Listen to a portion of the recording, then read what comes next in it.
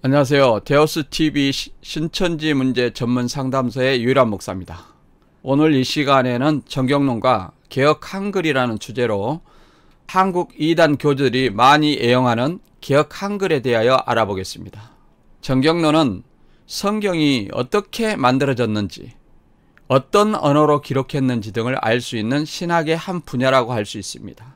특히 한국 이단 교주들은 대부분 개혁 한글을 가지고 일명 비오풀이라고 하면서 성경 단어의 낱말짝을 맞추어 성경을 해석합니다. 이단 교주들은 개혁 한글이 아니면 비오풀이 곧 낱말짝 맞추기를 할 수가 없기 때문에 개신교에서 1938년에 발행한 개혁 한글만이 가장 정확한 성경이라고 주장합니다. 그리고 나머지 성경 등은 돈을 벌기 위해 출판한 마귀 성경이라고 매도해 버립니다.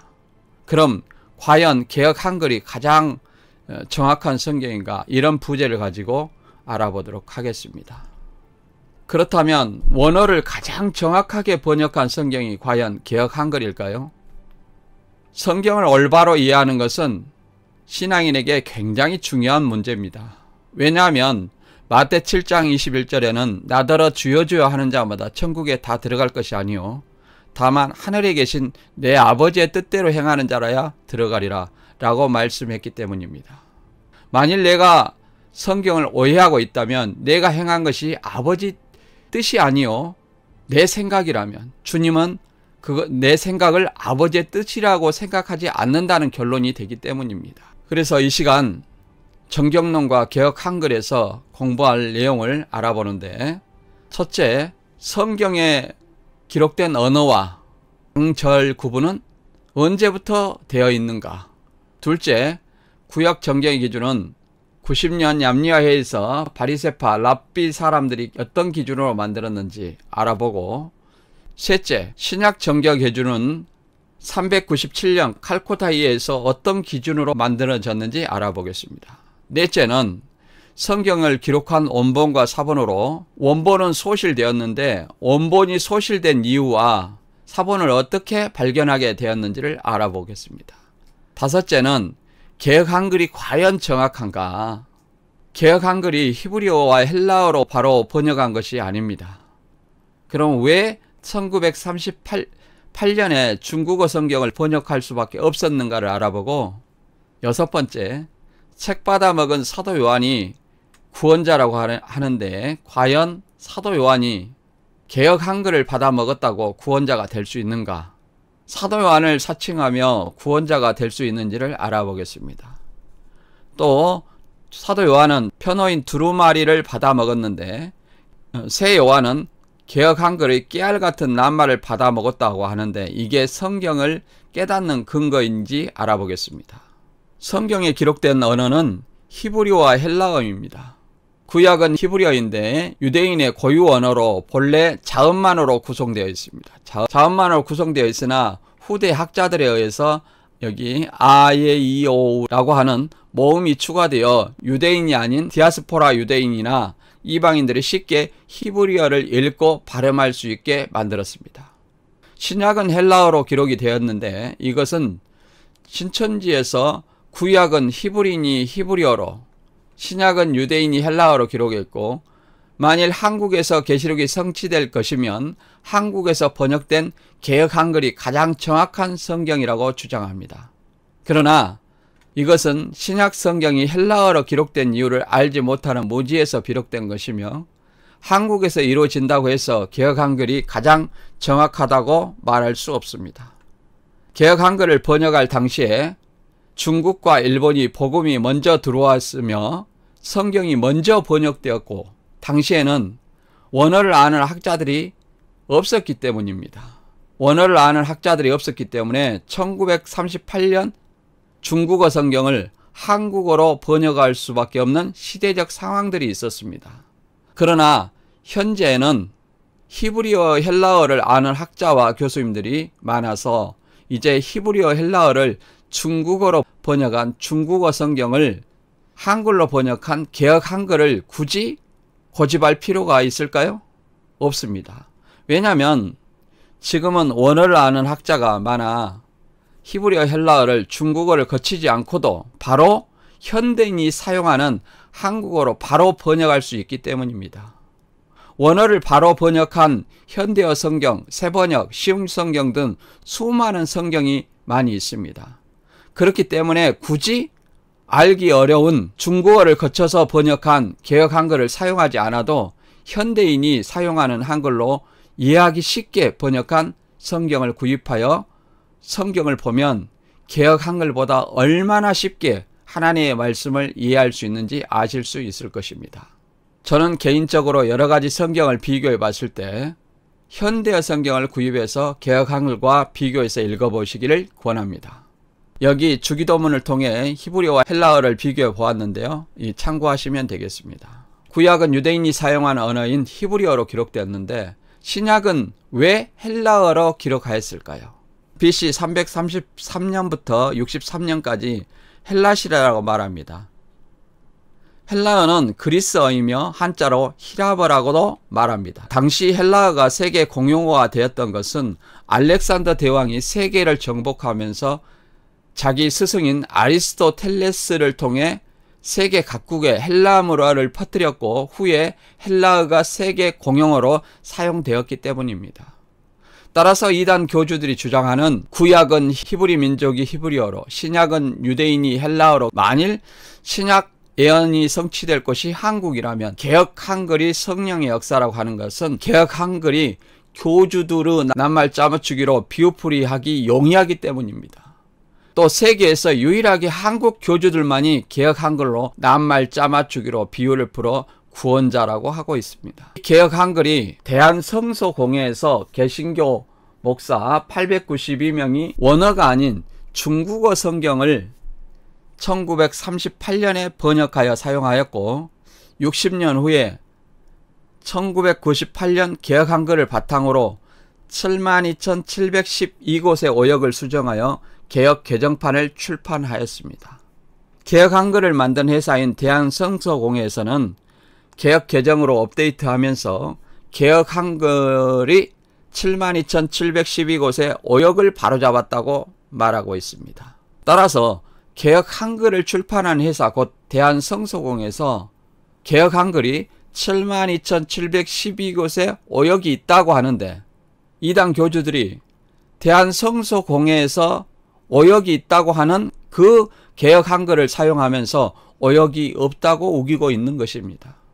예를 들어서 빵을 만든 회사에서 예전에 만든 빵이 곰팡이가 슬었으니 이제 새 빵으로 사서 드셔야 한다고 하는데 이 옛날 빵에 길들여진 사람이 옛날 빵은 곰팡이도 없고 새 빵이 오히려 곰팡이가 있다면서 팔고 사람들에게 권장하고 있는 것과 같은 이치입니다. 교주들이 개역 한글만을 가장 정확하다고 주장하는 것은 낱말 짜맞추기 성경 해석을 통하여 자기를 구원자로 드러내기 위한 목적일 뿐입니다. 두 번째, 그렇다면 비유풀이 기본이 되는 성경의 장과 절은 본래 성경에 기록된 것일까요? 절대 아닙니다. 비유풀이 낱말 짝 맞추는 기본이 되는 장과 절의 구분이 원본에는 본래 없습니다. 성경은 서술 형식으로 기록된 편지 형식의 글입니다. 구약은 500년에서 950년 사이에 성경의 본문을 바르게 전수하기 위하여 수고한 맛소라 학파 학자들이 장과 절 그리고 단어와 문단 등을 구분하는 작업을 했습니다. 그렇기 때문에 500년 이전 구약 성경에는 장과 절이 없기 때문에 낱말 짜맞추기도 할 수 없었으며 낱말 짜맞추기 근거로 사용된 이사야 34장 16절의 짝은 성경의 짝이 아닌 짐승의 짝이기 때문에 더구나 짝풀이의 근거가 될 수 없습니다. 오히려 서술 형식으로 기록된 문맥을 왜곡하여 하나님의 뜻을 왜곡되게 알게 하는 것입니다. 이 맛소라 학파가 수고한 것들을 한번 살펴보면 첫째, 자음으로 된 히브리 성경을 정확히 읽기 위해서 모음을 붙인 것입니다. 조금 전에 말했듯이 아, 예, 이, 오, 우 이런 것을 별도로 붙여서 발음하기 쉽게 한 것입니다. 두 번째로 본문 비평을 통해서 원문에 가깝게 해석하려 하고 있습니다. 본문 비평이라는 것은 원본이 소실되었기 때문에 더 많은 수의 사본 비교를 통해서 원문에 가깝게 해석하려 하는 것을 본문 비평이라고 합니다. 그리고 세 번째는 캐티브와 캐레를 표시했는데, 캐티브는 이렇게 쓰여진 것을 캐레, 이렇게 읽어라 라고 표시를 했다는 것입니다. 그리고 네 번째로 액센트 표시로 정확한 의미 부여 체계를 만들었다. 강약 조절을 해서 정확한 의미를 만들었다는 것입니다. 그리고 다섯 번째는 다음 세대 전승을 위해 표준 원문에 대한 주해를 기록했다, 이렇게 말하고 있습니다. 이와 같이 마소라 학자들의 노력으로 장과 절이 500년 이후에나 붙여진 것이기 때문에 본래 구약 성경에는 장과 절이 없습니다. 신약도 마찬가지입니다. 1228년에 스테반 랭톤이 장을 분류했으며 1551년에 신약의 장과 절이 구분되었습니다. 이 신약의 장과 절을 구분한 로버트 스테파노스는 파리의 인쇄업자로서 신약의 장과 절을 구분하여 성경을 인쇄하게 됩니다. 오늘날과 같은 신약 성경은 1560경까지 장과 절이 구분되어 인쇄된 최초의 성경은 제네바 성경입니다. 또 인쇄술이 발달하기 전에는 파피루스나 양피지의 두루마리에 손으로 성경을 필사하여 기록하였습니다. 그럼 성경은 어떤 형식으로 기록된 것일까요?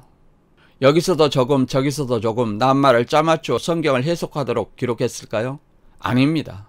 성경은 서술 형식으로 기록된 편지글입니다.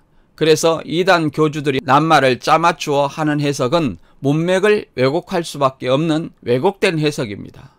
누가가 쓴 누가복음 1장 3절에 보면 그 모든 일의 근원부터 자세히 미루어 살핀 나도 데오빌라의 각하에게 차례대로 써보는 것이 좋은 줄 알았노니 라고 하여 보고 들은 것을 차례대로 써보는 것이 좋은 줄 알았다며 편지를 쓰고 있으며, 바울도 골로새서 4장 16절에 이 편지를 너희에게 읽은 후에 라오디게아인의 교회에서도 읽게 하고 또 라오디게아로서 오는 편지를 너희도 읽으라, 이렇게 편지를 돌려서 읽으라고 하는 회라명 편지라는 것을 알 수 있습니다.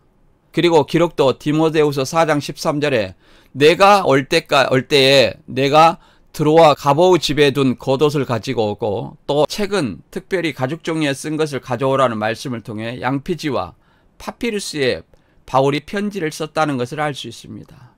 이단 교주들이 요한계시를 편지 형식의 서신서가 아니라 예언서라고 주장합니다.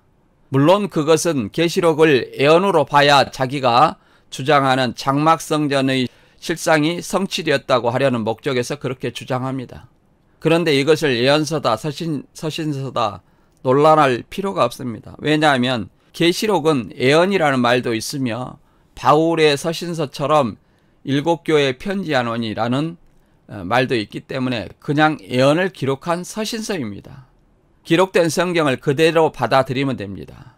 근데 신천지에서는 서신서라는 것을 부인합니다. 이것은 예언이라는 것을 강조하여 장막성전의 모든 계시록을 짜 맞추기 위해서 그렇게 주장하는 것입니다. 계시록 1장 4절에 요한은 아시아에 있는 7교회에 편지하노니, 계시록 11장에는 너 보는 것을 책에 써서 7교회에 보내라 라고 하셨기 때문에 편지 형식의 글이며 예언서이며 예언이 기록된 서신서입니다. 따라서 서술 형식의 편지로 기록된 것을 가지고 낱말 짜맞추기를 해서 성경을 해석하면 이것은 기록된 말씀의 문맥을 왜곡하는 것이며, 왜곡한다는 것은 하나님의 말씀을 오해하여 가르친다는 것입니다. 예를 들어 제가 A, B, C라는 각각의 사람에게 편지를 썼는데 그것을 제3자가 제 편지를 입수하여 제 편지를 해석한다면서 A 편지에서 낱말 하나, B 편지에서 낱말 하나, C 편지에서 낱말 하나를 사용하여 문맥을 만든다면 과연 그것이 제가 의도한 내용일까요? 아닙니다. 그것은 제 편지를 해석한다면서 낱말 짜맞추기 한 사람의 의도한 해석일 수밖에 없습니다. 이와 마찬가지로 개역 한글로 비유풀이 낱말 짜맞추기 해석은 그 해석하는 사람이 누구냐에 따라서 그 사람이 구원자가 되고 보혜사가 되는 것입니다. 정명석이 해석하면 정명석이 구원자, 김풍일이 해석하면 김풍일이 구원자, 이만희 총회장이 해석하면 이만희 총회장이 구원자이며 보혜사가 되는 것입니다. 그가 가르친 내용을 하나님의 뜻으로 오해하여 믿게 됩니다. 이것이 과연 하나님의 뜻일까요? 한번 생각해 보시기 바랍니다. 세 번째로 구약 정경의 기준은 어떻게 만들어졌을까요? 구약 정경의 기준을 한번 알아보겠습니다. 정경이란 그리스어로 캐논에서 유래한 말로 영어로 캐논, 원어 히브리어 카네, 막대기 혹은 고든 갈대라는 말로 헬라어로 캐논, 기준, 표준이라는 뜻을 가지고 있습니다. 여기서 신천지에서 자주 사용하는 갈대라는 말이 나오는데 갈대는 당시에 잣대의 용도로 사용되었기에 카네가 고든 갈대를 의미하며 이것의 헬라어 기준 표준이라는 말로 사용됩니다. 그런데 이단들은 갈대를 흔들리는 특성만을 이용하여 흔들리는 배도자를 갈대로 비유했다라고 사용하고 있는데 특히 계시록 11장의 갈대는 흔들리는 갈대가 아니라 성전을 청량하는 지팡이 같은 갈대라는 말로 잣대의 용도로 사용되었다는 것을 계시록 11장을 읽어보면 알 수 있습니다. 그리고 총회장은 성경의 내용상 구분이라고 하면서 역사 고운 예언으로 구분하면서 실상까지 있다고 구분하는데 이것은 장막 성전이라는 실상을 통해 총회장을 나타내기 위한 의도된 구분법이라고 할 수 있습니다. 본래 유대인들의 구분은 오늘날의 39권으로 내용을 그렇게 분류하지 않았고 구약 성경을 타나크라고 하는데 오늘날 39권이 아닌 24권으로 분류했고 내용상으로도 역사 교훈 예언 실상이 아닌 토라 율법, 레비임 예언서, 케투빈 성문서로 분류했습니다. 누가복음 24장을 통해 예수님은 구약 성경을 어떻게 구분하였는지 알아보겠습니다. 또 이르시되 내가 너희와 함께 있을 때 너희에게 말한 바 곧 모세의 율법과 선지자의 글과 시편에 나를 가리켜 기록된 모든 것이 이루어져야 하리라 한 말이 이것이라 하시고 라는 말씀처럼 토라, 율법, 레비임 예언서, 케투빈 성문서 등으로 구분됨을 알 수 있습니다. 여기서 타나크는 유대인의 경전, 기독교의 구약 성경을 말하고 있습니다. 타나크를 구체적으로 구분해보면 모세오경은 BC 450년, BC 398년 에스라 때 처음 경전을 공포했고 예언서 8권은 정기예언서 4권, 후기예언서 4권, BC 2세기경에 선포했고 성문서 11권은 AD 90년경에 팔레스틴 얌니아에서 유대인 바리새파 학자들에 의해 최종 구약성경 39권 얌니아에서 학종되었으며 헬라어로 기록된 것을 제외하며 39권으로 분류된 것을 개신교는 팔레스틴 정경이라고 합니다. 개신교와 로마 카톨릭이 선택한 성경이 약간 다른데요. 이것을 보면 카톨릭은 알렉산드리안 캐논으로 66권에 12권을 플러스해서 78권으로 기록되어 있는데 1545년에서 1563년 트렌트 종교회의에서 외경 15권 중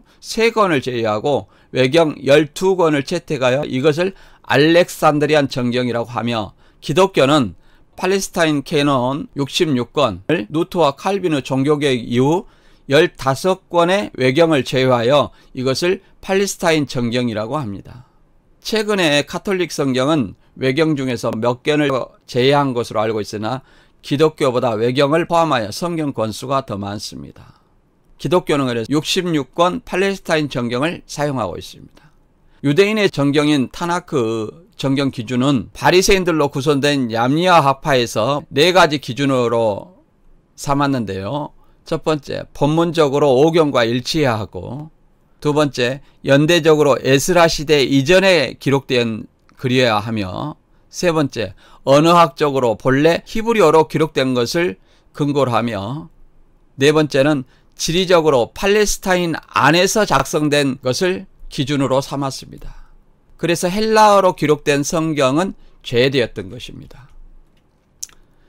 유대인들의 구약 성경을 24권으로 그 내용을 보면 토라, 창세기, 출애굽기, 레위기, 민수기, 신명기 5권, 레위임 예언서, 정기예언서, 여호수아, 사사기, 사무엘, 여호람, 후기예언서, 이사야, 에레미야, 에스겔, 소예언 12가지 소예언서 이렇게 기록되어 있고 그 다음에 케투빔 성군서는 시서, 시편, 잠언, 욥기.